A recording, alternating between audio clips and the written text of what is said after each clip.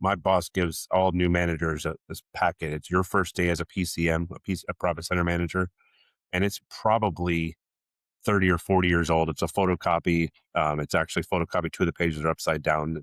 It's super ghetto. We couldn't ever update it, but I've gone through it, keep it in my desk at the office, and it's got all these different bullet points and things, especially for young college kids who are coming into a leadership role for the first time.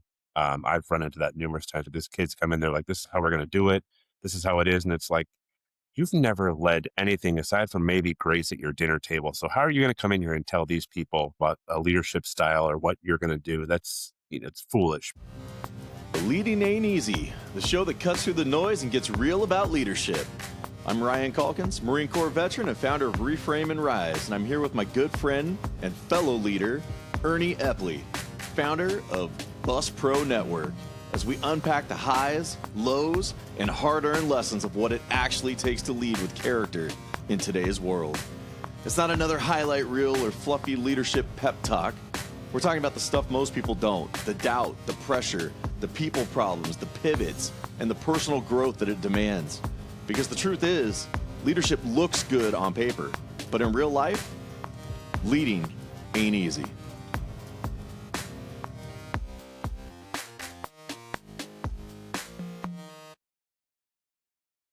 Welcome back to Leading Ain't Easy.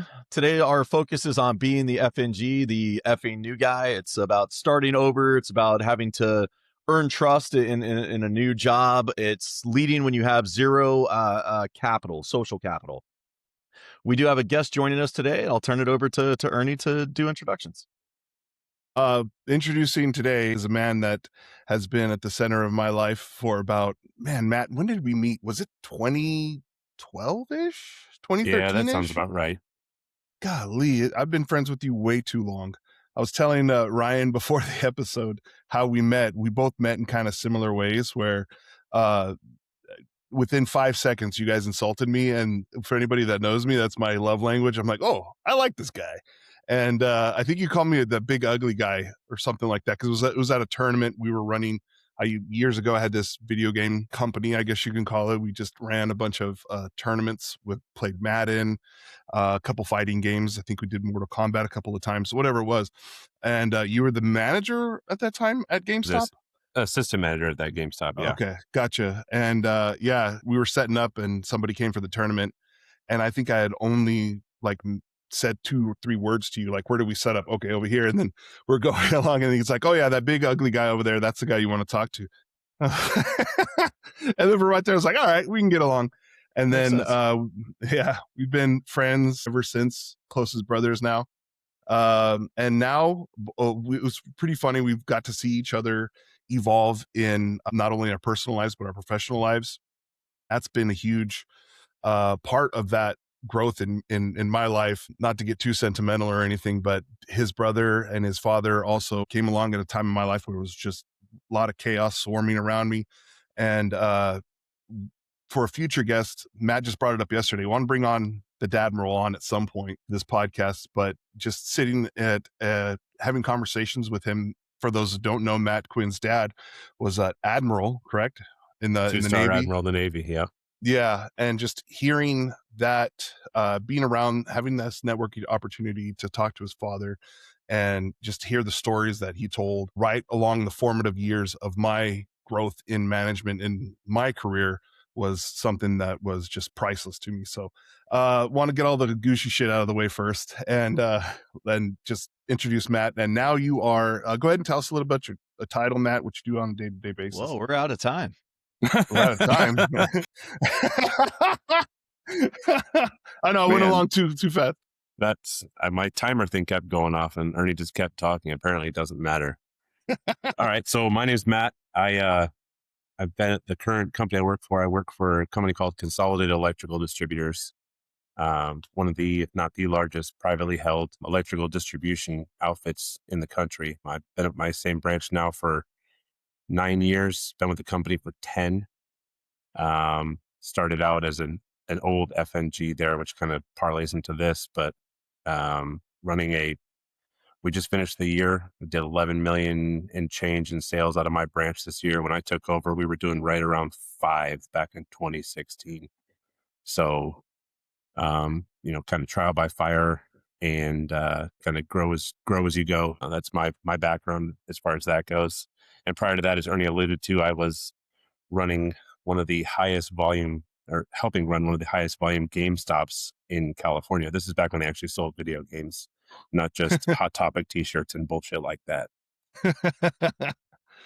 Well, leading into that a little bit, I think that opens up our topic of discussion today, which is being the FNG guy, being the one the one that just steps in the scene. And we've all of us, I assume, at some point have been there in our professional lives, being that, okay, this is a new job, this is a new gig, but there's just something a little extra, I think, that gets added whenever you're the guy stepping in as leader, whether that title is a manager, supervisor, a lead, or whatever the case might be. When you step in with that title, I think it brings its own set of challenges that aren't, there is no training manual for this shit. Like Matt said earlier, it's literally trial by fire. Let's try this. Oh, fuck, that didn't work. What's next? And it's not even about that initial step into leadership. It's every single time you take on a new role or go to a new job, right? There's a level of trying to figure out how to be that new person.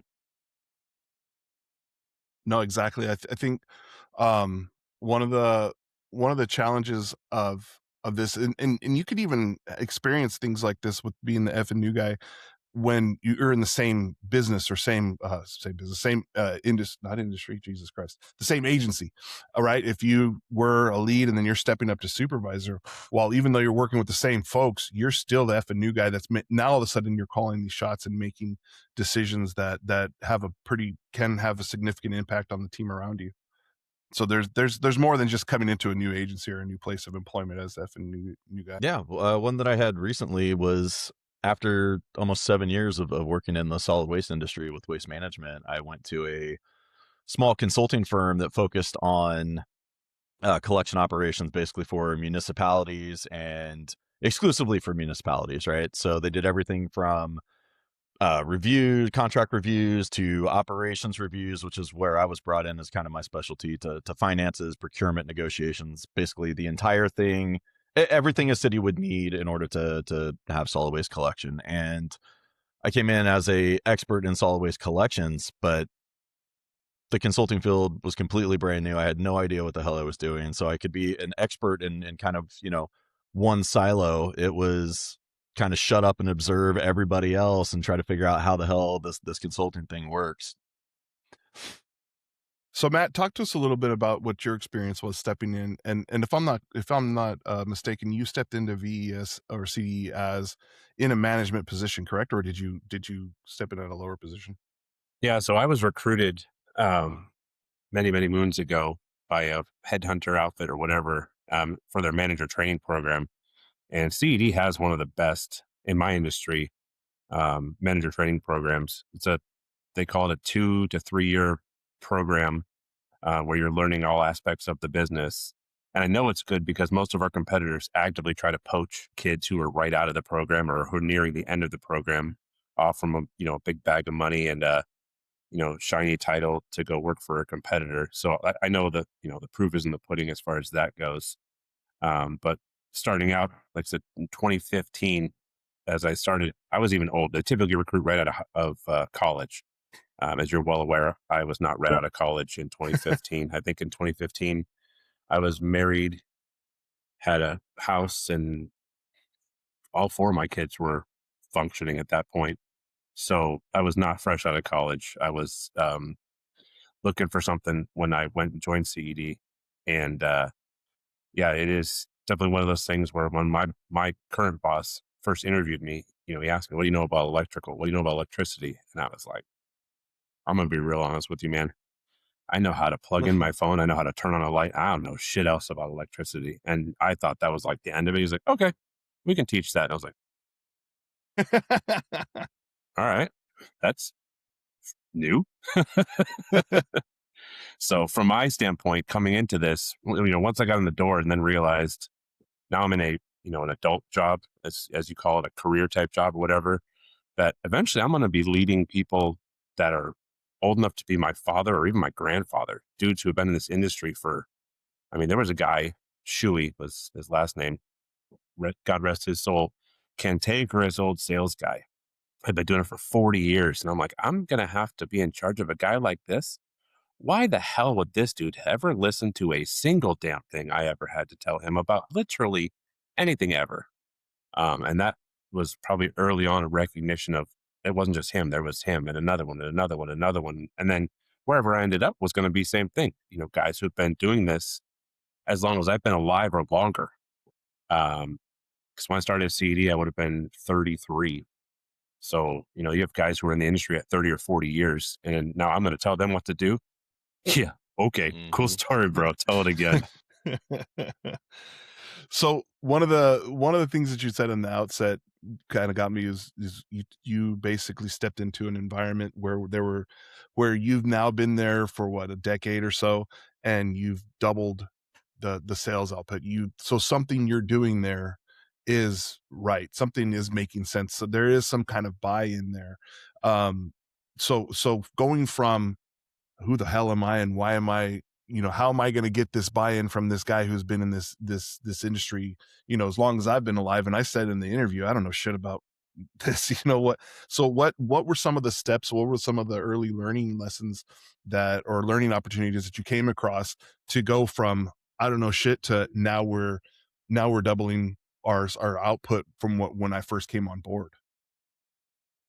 So my boss, Patrick, he said something very early on, when I may have been a trainee or maybe just started at VES, talking about numbers and where things were and whatever. And he says, sales cures all. And he said that, and I was like, that's one of those like things off of like a daily motivational calendar or some bullshit like that. I'm like, I don't really, whatever, sure. But you start thinking about it, and it's like, as you get into it, you're like, okay, we're selling more. Now these, minuscule problems that seemed like these massive obstacles are like, yeah, who gives a shit? Like, next, we're moving on to the next thing. But for me, when I started, I think I had 13 employees, kind of including myself. So 12 plus me. I've reduced that. And I think there's something to be said about addition by subtraction. So when I started, we had 12 people. We were doing 5-ish million. I finished this year, we had 7 and I did 11. So doing more with less.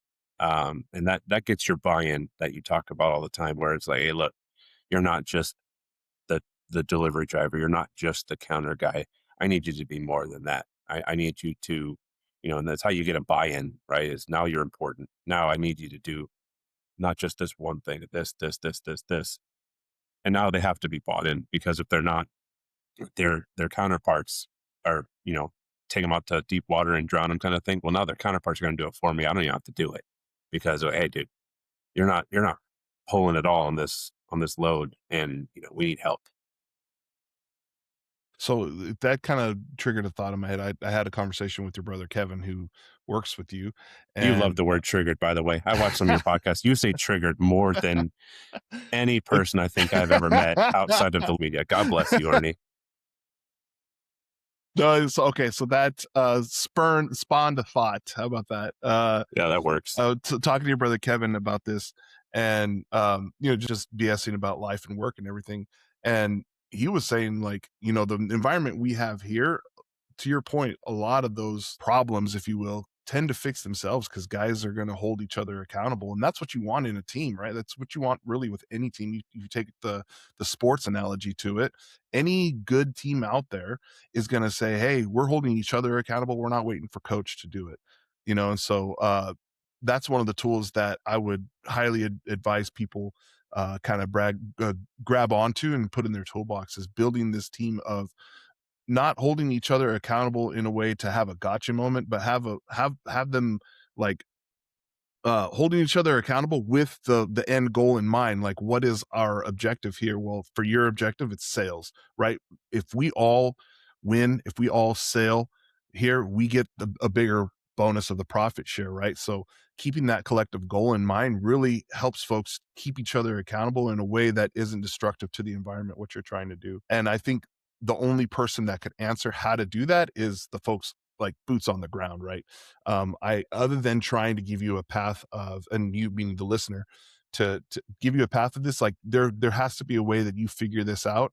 And and manage the personalities to achieve that end goal. So a lot of times when people take on new jobs and roles, right, they have to learn the role and they have to learn to, or they have to earn the trust, right? But you also stepped into, it sounds like a new industry and having to kind of learn everything in addition to the role and earning the trust.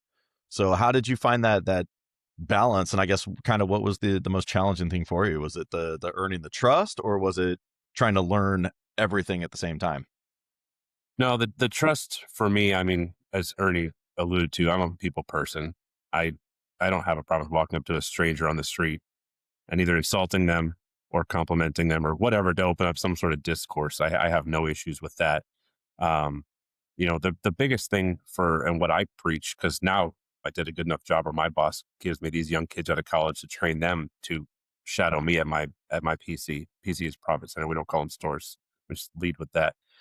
So I've had 3 of those guys now, and I tell them, I go, look, it doesn't matter what you think you know, you don't know. Like there's guys here, like when I started, one of my outside sales guys, they said, this guy's gonna forget more than I'll ever learn, because he had to do it the hard way too. He had to go flipping through, paper catalogs. I just go, hey Siri, what's this? Blah blah blah, or hey Grok, or hey Meta, or whatever. We don't have to work hard at a lot of these things that people before us, had to go through, a Cardex or type of thing where you had to go through and try to, flip through tabs to find the answer to a voltage thing or something like that. I just go on Google. So that part of it was, I don't want to say it's easy, but it's way easier than a guy who was doing it 30 years ago or 40 years ago had it. So the actual product knowledge, or, philosophy and that sort of stuff, a lot of it came in the training program, where they sent us to vendors where they educated us on not only their products, but how things kind of work in the electrical industry with lighting, power distribution, things like that. And some of it you just figure it out, just by doing it. And the one thing I preach to these guys is, look, if you come off as a know-it-all, like I don't need to listen to the old timer, I can tell you right now that's going to just end spectacularly bad for you. It's just tell people, look, man, I don't know. Can you tell me what this thing does, or how do I make this work? And that goes infinitely farther. And I would assume that works in any other type of industry where if you just admit, hey man, I don't know what the hell this is. You've been here 10 years doing this. Can you help me? And that right there does 2 things, right? So you learn something and you get buy-in by admitting, I don't know, I need your help. And I think that's important, that a lot of people miss that with that false bravado of, I don't need anybody. I know everything. I can't be taught. I don't need to learn anything. And I think that's, whether it's driving school buses, solid waste, selling snow cones. I mean, it's the same thing. So one thing I wanted to I saw in the show notes that I wanted to mention here is, I don't know how it was for you two in, coming in and being the new guy. For me, there was in every instance that it's happened 3 times in my career now, where I've come in as the boss, and there is inherently an amount of pressure there from the team around you, or from, actually at that moment it's not even a team yet, because you just got there, right? So from everyone around you, there's an expectation there of, okay, well, this guy, they somehow have heard your resume, especially in my industry, because it's super niche. Being in the school bus industry, there's 23,000 drivers in this state. However, there's probably only, maybe a couple dozen directors. Most of them are combo directors. They do maintenance, operations, and transportation. Just having solely a director of transportation, it's not super common. So you get, especially if you're like I am, I tend to network a lot. So I get my name out there, so people have heard of me before. So I have, and not only that, if you meet me in one of these networking opportunities and there's alcohol involved, chances are you're not going to forget my personality and again, just how I am as a person. It's okay, but hold on, we're burying the lead here. Can we start off with the fact that Ernie is 6'8"? He is not a small person. Like, he's burying the lead here of, you can't tell from when he's sitting down. This is a giant human that unforgettable is probably the least descriptive term you could use for Ernie. So I am impactful. Let's just put it that way. One way or the other, you're going to remember me. I've nestled on him like a cat to take a nap and just kind of curled in. That makes two of us. So going into these environments, there is something like on the outside, I might have the facade of like, oh, I got all this, but inside there's like, man, I got to live up to this. There's some pressure externally here to actually come in and be impactful in this agency.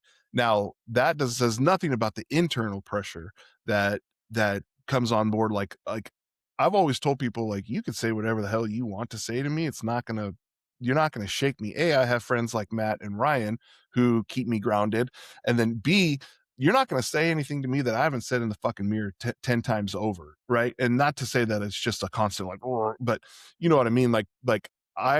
You have to lead knowing that you're your own harshest critic. Otherwise, you're not going to be very effective. And it kind of goes back to what you were saying earlier, Matt, about the ego thing, like checking that at the door, leading with, hey, I'm not the best at this, but I am going to be the hardest worker in the room. I'm going to learn. And even if that's sourcing that learning from those around me.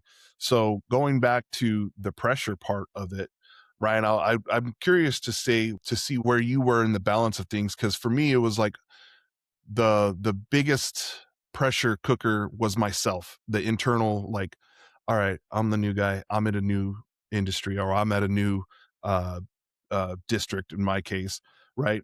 I'm putting more pressure on myself than any other external source is. For you, what was that balance like? Did you feel it more from external coming into a new spot, or was it more internal? It's really it's been a balance of both. I feel like I've kind of been on all sides of it, where when I come in with experience, there's kind of that desire to, as Matt said, like you want to show your expertise, but you want to be careful to not be a know-it-all and be off-putting. But I've been in places where I come in and I don't know jack shit, and I stayed quiet too long, observing, where I probably should have spoken up quicker. So it's kind of been this balance of learning everything and adapting on the go. But there's also that added piece of the culture that you're stepping into. So you may have an idea of what you want to do, how you want to do things, and you get there and it's like, well, we don't do that here. It's like, okay, well, what do you do? And it's like, how do I get you to do the things that I need you to do in the direction that we need to go, and start to get people to buy in? Because as we've talked about in prior episodes, everybody has different motivations, and they have different backgrounds and different experiences. And when you come into a place, the more toxic it is, obviously, the more difficult it is to get people around. And Matt said, you do more with less, right? So sometimes you have to get people out in order to move forward. But it's just it's a constant balancing act. And I don't know, it's hard to say if there's any like one way to do things. It's just that you kind of, you have your directives and you have to figure out how to get there. And it's really a balancing act with managing egos, including your own, and just figuring everything out, because you have to understand the existing culture before you can change the culture, So Matt, we kind get of the same question. Oh, good. I'm sorry. We get my boss gives all new managers this packet. It's your first day as a PCM, a profit center manager, and it's probably 30 or 40 years old. It's a photocopy. It's actually photocopied. Two of the pages are upside down. It's super ghetto. We couldn't ever update it, but I've gone through it, keep it in my desk at the office, and it's got all these different bullet points and things, especially for young college kids who are coming into a leadership role for the first time. I've run into that numerous times. These kids come in, they're like, this is how we're going to do it. This is how it is. And it's like, you've never led anything aside from maybe grace at your dinner table. So how are you going to come in here and tell these people, about a leadership style or what you're going to do? That's, it's foolish. But in that little document, it talks about when you come into a profit center, you're walking into a game of chess, or you're walking into 10 games of chess that are currently or actively being played, that you're going to walk in like, oh, dude, move this right here, move this, I'll checkmate in 3 moves. And all of a sudden you get wiped off the board because you didn't see what happened prior to in all these different games. And I think, once again, I think that's a universal thing. Like Ryan was talking about, you walk into something and you're like, dude, this is easy. Just stop doing this, change that, move this. And all of a sudden you have people you have more malcontents than you did before, because, you took away free donuts on Fridays or something so stupid and trivial that, now you have a customer that won't come because he liked the donuts you brought in, in my world that seemed like a small thing, but here I am like, why isn't this guy shop here anymore? Oh, because we don't bring him an apple fritter on Fridays anymore. I just lost $200,000 in sales because this guy's donut, isn't here on the counter in the morning anymore. Just silly things like that. One thing I wanted, and again, looking at the show notes, something that I'll use this word again, triggered. Not, I saw very triggering word for me. It makes me angry when I see it or I hear it. It's no, when we talk about bringing sort of baggage with us from either a previous job and then coming into a new situation as FNG and being like taking on all that baggage there. And one particular place I landed, I didn't last there long, and but there was a lot. This was started the trauma for me was it was always like, oh, this is how we've always done it before, past practices, and just they implemented that and they used that as sort of a as an engine to get just basically their own means. And when you know without going into detail, I'd be like, well, wait, you're saying past practice was this. You're saying past practice was this. Are you, what is that? That's just an excuse to try and get what you want. Like, there's no way you did both, right? Which then I came up with I don't know that I came up with it, but I certainly started using it and I've used it everywhere since. Like, look, just because it's past practice doesn't equal best practice, man. Like what worked 10, 15 years ago, there are aspects of that of any industry that's worked for decades that'll continue to work, right? But now as we move on with technology and now AI and everything that it evolves, we can't just solely depend on past practice. So I guess one of the things I wanted to warn potential future FNGs is try to strike a balance of what worked at your last job and tweaking it and making it work for what's going to work in your new job. Like, past practice isn't always best practice, and move forward in a way that is going to evolve both you as a leader and take on those tools, and then also be work best for your team, and also beware of the hey, this worked before and it's got to work again, right? It might not always work that way. Did either of you have an experience where you had kind of bringing your experience in, but it actually hurt more than it helped in any situation? I can't say that I have anything that's specific to that. I always had that that adage, you always do what you always did, you always get what you always got kind of thing. And that was always the expectation when I walked in, specifically at CED, and these guys were used to a certain, hey, if we do this much work, we know that come profit share time, we're going to expect about this much dollars, to equate to that, which is fine if you're happy with mediocre. If you're happy with, hey, yeah, you usually get a $1,000 check. Wouldn't it be cool if you got 2,000 or 5,000 or 50,000 or whatever that number looks like? So What more work there's, do I have to do? well, and that's where the question comes. It's like, well, what else do I have to do? It's like, well, what if I told you you didn't have to do anything more? You just have to suck less at some of the things you're doing that contribute to this. And you get, and Ernie can attest to this. I talk exactly that way to everybody. So, my employees either love me or they don't work here anymore. No, I'm just kidding. They either love me or they hate me. Um, it's, I am, if nothing else, authentic, so you always know where I'm coming from. You always know what I'm thinking. Cause I typically have that. I don't think I was born with that filter thing where it comes out and just, I don't think I got that at birth. I think I skipped that part in the assembly line. But I think probably if you talk to Ernie, Ernie's had some stories that he's told me where he's gone into places, and it's weird because I just assume when you say, transportation director or whatever his job title was, that it's pretty much the same kind of thing. But man, he's talked about it like he went from, Canada to Zimbabwe on some of these schools that he's gone into, just drastically different. So I'd be curious for him. Yeah. Man, how could I put this? See, I still got to be careful because I'm very much in the uh, public industry. But not really. I could say things like this. So, coming from one city where I was the manager, and then sort of transitioning over to another city, I'll just tell you, there was Redwood City, which is on the peninsula. It is a highly affluent area. It's right in the middle of Silicon Valley. I mean, it's, you go to the south about 5 minutes and you're in Atherton. Jerry Rice has a house there. Steve Young had a house there. Steph Curry, stop it. We get it. You like the Niners. Calm down, dude. Steph Curry has a house there, literally still lives there, right? Oh, I don't know if he still lives there, but he was. Anyway, point is, it's a very, very wealthy area of the state of California.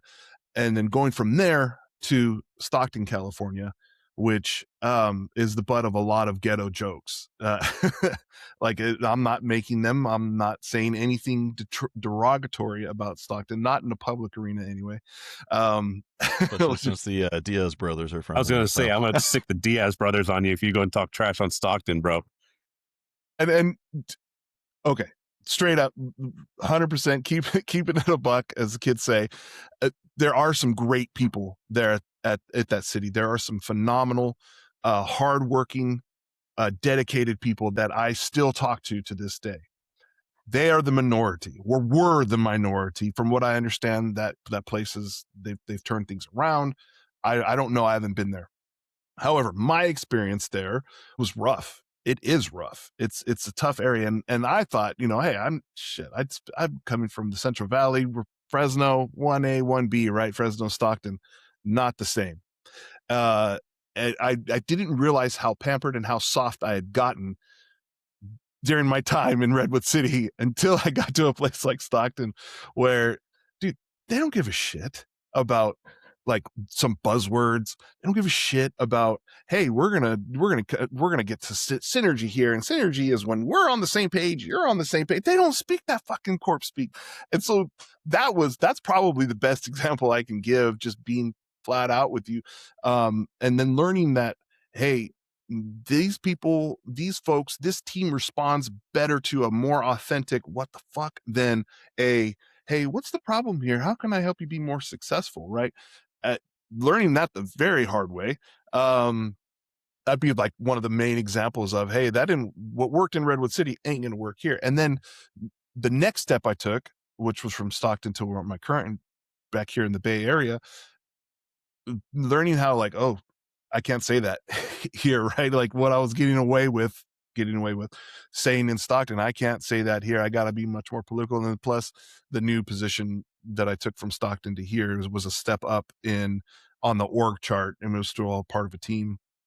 So yeah, taking a little of this and a little of that from each stop I've been at, knowing that I could be a little less politically correct in a place like Stockton versus a place like Fremont, right? And it's not about losing yourself, because I don't think I ever lost myself in any of those places. I still feel like I was very much authentically me, but it was learning that it's how it ties into this episode being the FNG is like learning that environment and learning how to fit in better to meet our end goal, not to necessarily compromise my values, compromise who I am, just knowing what I can and can't say. That's going to get the best results, not being fake about it. Just looking, again, keeping the end goal in mind and adjusting accordingly. That's part of that culture. Yeah, exactly. Right. And then, kind of building on that a little bit is knowing the culture there, and then knowing what kind of culture I want in my own little world, right? My own ecosystem, which is transportation. If knowing that it because of this position, whether it's the public, whether it's the Board of Education, whether it's, and I don't think I've ever gotten this specific on this podcast, but whoever that is, when they think about transportation, this is the face, for better or for worse, that they're going to see, right? When they jump on the website to, hey, I got a problem, this is what, understanding that and understanding what what I want to build within that space, within that environment is something that everyone's going to have to figure out sooner or later, especially when you step into a new spot. A quick show of hands. Has anybody in this podcast ever had people protest or hold signs for them? Quick show of hands. Hey, there it is.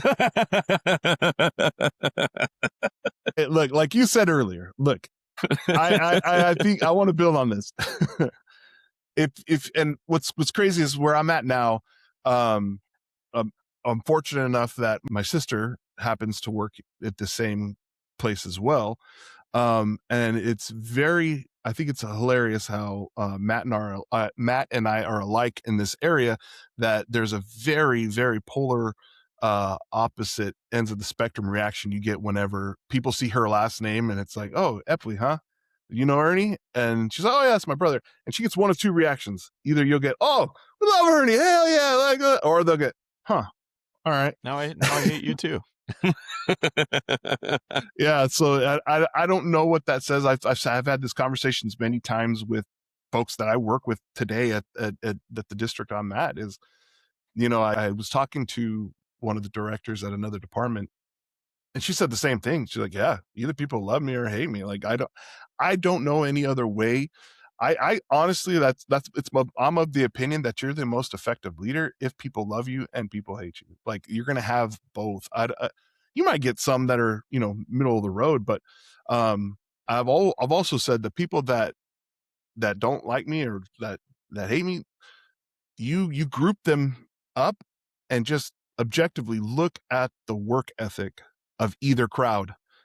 And I could objectively say this: the folks that love me are the ones that are there every day, that are busting their ass, that have caught on to the team goal and really understand, like, hey, this is what we're part of, and we're proud to be here. The ones who don't like me so much are the ones that I have to hold accountable for that bad behavior, for not showing up, for calling off 7, 8, 10 times a month, all these other things that that don't make you popular as a leader.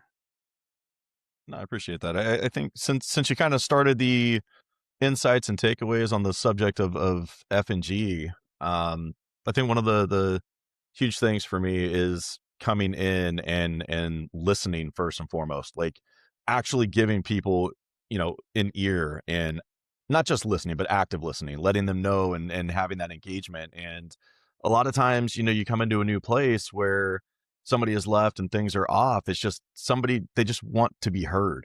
It's been so long that it's like, okay, I've been preaching this, and they're jaded because nothing has changed.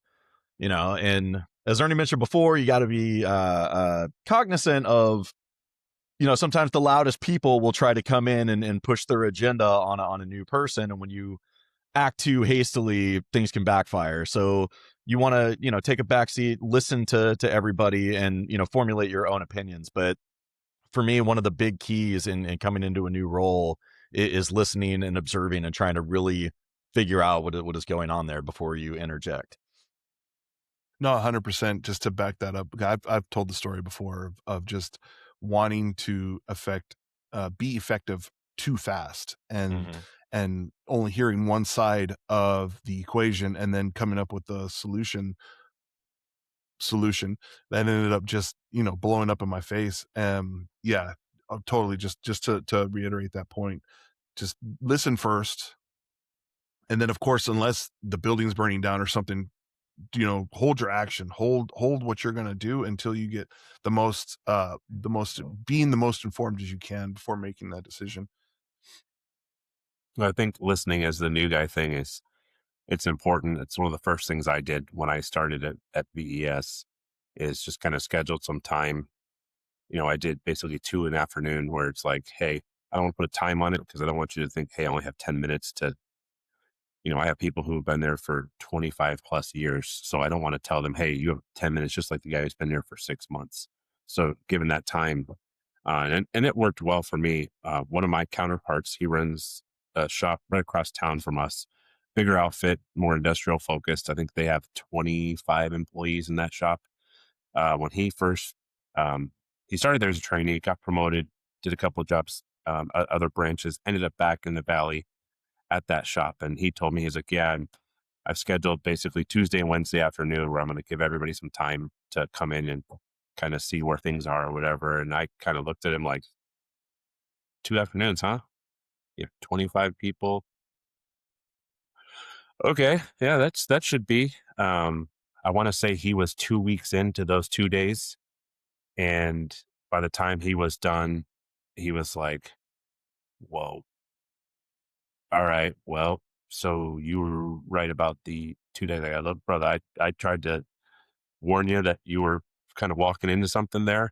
Didn't want to give it away. Didn't want you to preform opinions, but I could kind of see, because it's our neighboring store, that kind of how things were going. You hear things and see things, and it's like, I could have told you that wasn't going to be a 2-day thing or a 3, 4, 5-day thing. That was going to be, he said he had a couple of employees that they walked into his office, closed the door, and it was 2 hours before they came out of there. He's just sitting there, just feverishly scribbling notes, writing stuff down, and just like, so yeah, there's something to be said for that. One of the most daunting things on the FNG side for coming into this, I was fortunate in that I didn't go far from where I trained at CED Visalia to taking over VES. It's like a mile away, so I already knew the people. But I mean, there's kids who will go through this training program, in Visalia, and they'll take over a branch in Stockton, or they'll take over a branch in, Michigan or something like that, where you don't know anybody, anything, any customers, anything. So now you are just operating from an absolute position of, I mean, just, oh, like literally the most FNG of FNGs. And I'm glad you mentioned that, because we talked about how important it is to listen and be open and observant, right? But don't be afraid to ask questions of others in similar roles or that have been there before. And I know that there's a lot of times you want to come in and prove yourself, and maybe it's a pride thing, maybe it's not, but there can be a hesitancy to ask others for advice or experience, and you try to shoulder through. But I think being open to reaching out, not everybody will be helpful, but most of the time people do want to help you out and provide that support. So be open to asking questions and trying to seek advice. Yeah, in that, I want to ask Matt. We tried to ask all of our guests this. What's the best piece of leadership advice that you've received over the course of your career? And if you want to go into who it came from or what the environment was, feel free to do that. But just what is that piece of advice that you got that you feel that you'll never forget, and that had the most impact on you? So, I mean, I'm going to draw most of it from my current role, just because uh, I'm going to retire from this company unless they have something else to say about that. I don't see myself working anywhere else. When I was a trainee, I think it was my first trip back to Irving, Texas, and the CEO of the company sat down at my, group of tables. I don't know who he was. Just sat down and was, having lunch or whatever, and then he introduces himself, and it's like, oh shit. And Ernie knows me pretty well. I was very quiet at that lunch because um, to to not incriminate myself and say basically anything. The best way to do that is just to shut up. My mom says thumper rule. If you know anything nice to say, don't say anything at all. That was in full effect at that point. Um, but in talking with him, he went through the training program just like I did. CED, um, basically everybody they bring in, as far as leadership goes through the training program. So our CEO went through it. Our regional guy based in Salt Lake went through it. My boss, who's in Fresno, went through it. And everybody starts at the bottom. You start in the warehouse. You start stocking shelves, sweeping floors, cleaning the toilets, right? Like you do the lowest level thing. And, his thing was be good at that and work your way up and be good at the next thing and be good at the next thing and be good at the next thing. Where when I come in, when someone comes into my branch, it's like, look, I've done that job. I know what it takes to be not just like get through it, but to do that job well. I know how to deliver. I know how to pull parts. I know how to order stuff. I know how to cut wire, tedious tasks like that.